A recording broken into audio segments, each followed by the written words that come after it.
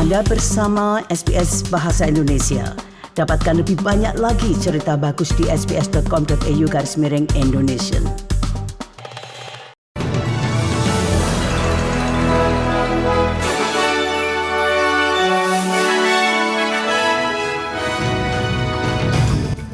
Pendengar sekalian, untuk hari ini, hari Jumat tanggal 27 Agustus 2021, telah kami rangkum beberapa berita untuk Anda. Berita utama termasuk keadaan COVID di Victoria, di mana Menteri Kesehatan di sana telah meminta kepada pemerintah federal semua vaksin yang tersedia untuk negara bagiannya.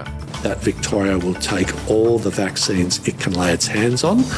Sementara di New South Wales, Premier menginginkan semua warga di Penrith dan Camden untuk lebih berwaspada. People living in the local government area of Camden and people living in the balance or the rest of the local government area of Penrith. Dan berita dari luar negeri, 2 serangan bunuh diri telah terjadi di Bandara Kabul di Afghanistan. Berikut ini berita selengkapnya.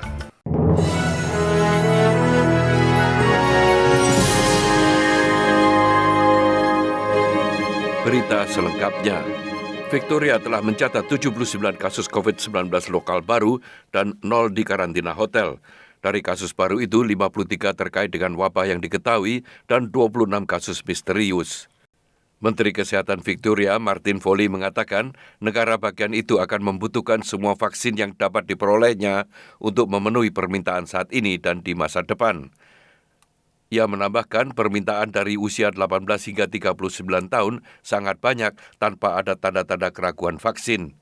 Ia mengatakan dengan anggota kelompok prioritas yang masih membutuhkan vaksinasi dan anak-anak berusia 12 hingga 15 tahun yang termasuk ke sistem bulan depan, permintaan itu akan segera meningkat. We will be very clear to the Commonwealth that Victoria will take all the vaccines it can lay its hands on, and we will need more vaccines to meet the level of demand that we're seeing now and that we'll be able to forecast as more groups come in to the system. Sementara itu, New South Wales telah mencatat 882 kasus COVID-19 lokal hari ini dan 3 kasus dari luar negeri. 2 kematian juga dilaporkan, seorang pria berusia 60-an dan seorang pria berusia 90-an, dan keduanya memiliki kondisi kesehatan yang mendasari dan baru mendapatkan 1 dosis vaksin. Sekitar 117 orang dalam perawatan intensif atau ICU dengan mayoritas tidak divaksinasi dan 47 dari orang-orang itu membutuhkan ventilasi. Premier Gladys Berejiklian mengatakan lebih dari 80% kasus terdeteksi di wilayah yang menjadi perhatian pemerintah daerah, yaitu di daerah barat dan barat daya Sydney. Berejiklian juga ingin orang-orang yang tinggal di wilayah pemerintahan daerah Camden dan Penrith untuk ekstra waspada.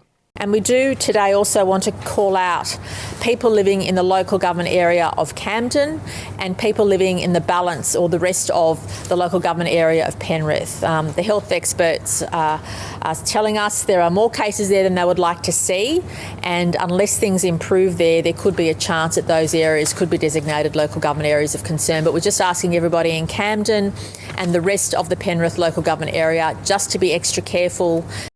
Petugas kesehatan di New South Wales akan diminta untuk divaksinasi terhadap COVID-19 untuk membantu memastikan keselamatan rekan kerja dan pasien di semua rumah sakit umum dan swasta.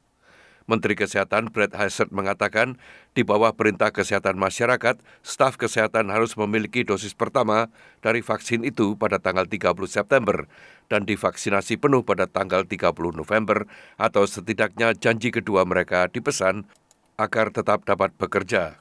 The medical staff in our hospitals will be required to get vaccinated and of course also sign the orders that the federal government have asked to be signed in regard to aged care. So again, it will be mandatory for staff except with medical conditions and related matters to act. Pemimpin oposisi federal Anthony Albanese telah menegaskan kembali keinginan Partai Buruh untuk memberikan lebih banyak dana kepada SBS dan ABC. Ia membuat komentar itu selama forum online dengan anggota media berbahasa Yunani. Albanese mengatakan menyampaikan pesan kesehatan masyarakat dalam bahasa selain bahasa Inggris selama pandemi ini adalah pekerjaan yang sangat penting. Look, we just need to provide support to them. One of the things that we've said as well, I know SBS, participating here, we need more funding for the ABC and SBS is something that we've committed to as well. It plays a critical role in keeping those languages involved, but we need more support. Kita beralih ke luar negeri, 2 serangan bunuh diri yang dilakukan oleh kelompok Islam State atau ASK telah terjadi di Bandara Kabul di Afghanistan. Setidaknya 70 warga sipil Afghanistan dan 13 tentara Amerika Serikat tewas dalam serangan bunuh diri itu, dan lebih dari 100 terluka. Menteri Pertahanan Federal Peter Dutton telah mengkonfirmasi Australia menarik pasukannya. Menteri Dutton mengatakan, intelijen jelas menyebutkan bahwa jika mereka membiarkan pasukan Australia untuk menetap di tempat-tempat di mana terjadi serangan teroris, maka nyawa Australia juga akan hilang. We weighed up all of that and we looked at the fact that, getting out 4,000 people was quite remarkable, more than I think what anybody had expected. So that's the judgment that we made, and we hope that the Taliban is true to their word and provides a reinstatement of a situation where flights can come in and out. Perdana Menteri Scott Morrison telah mengutuk serangan itu dan mengatakan bahwa meskipun misi evakuasi Australia akan segera berakhir, Australia akan tetap mendukung Amerika Serikat dan Inggris dengan cara lain. The United States and the United Kingdom, of course, remain in Afghanistan over the next few days. Australia's completion of our operations there mirrors that of many other countries now, taking similar decisions as Australia has done. And we continue to support the US and UK operations through our RAF, although none of that tasking or request involves any Australian presence on the ground. Sekitar 4.000 warga Australia telah dievakuasi dalam 8 hari.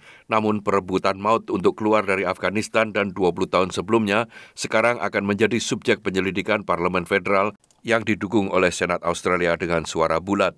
Sementara itu, Menteri Luar Negeri Mary Spain mengeluarkan pembaruan untuk saran perjalanan bagi warga Australia yang masih terjebak di Afghanistan. We know that this is a very distressing situation for Australians still in Kabul, for people with visas and for family and friends who are here in Australia. Masih mengenai serangan di Afghanistan, Presiden Amerika Serikat Joe Biden telah berbicara kepada bangsanya sebagai tanggapan atas serangan mematikan itu. Ia mengatakan bahwa ia telah menerima pembaruan terus-menerus dari Tim Keamanan Nasional tentang situasi di Kabul yang merupakan hari terkutuk korban jiwa bagi pasukan Amerika Serikat di sana dalam 1 dekade terakhir. The lives we lost today were lives given in the service of liberty, the service of security, the service of others, in the service of America.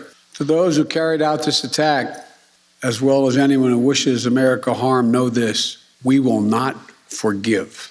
We will not forget. We will hunt you down and make you pay. Sementara itu, juru bicara PBB mengatakan Sekretaris Jenderal juga mengutuk serangan di Afghanistan. Stefan Dujarric mengatakan Antonio Guterres dan rekan-rekannya mengikuti situasi itu dengan cermat. He condemns this terrorist attack, which killed and injured a number of civilians, and extends his deep condolences to the families of those killed. He stands in solidarity and wishes a speedy recovery to those injured. This incident underscores the volatility of the situation on the ground in Afghanistan, but also strengthens our resolve as we continue to deliver urgent assistance across the country in support of the Afghan people. Anda ingin mendengar cerita-cerita seperti ini? Dengarkan di Apple Podcast, Google Podcast, Spotify, atau dimanapun Anda mendapatkan podcast Anda.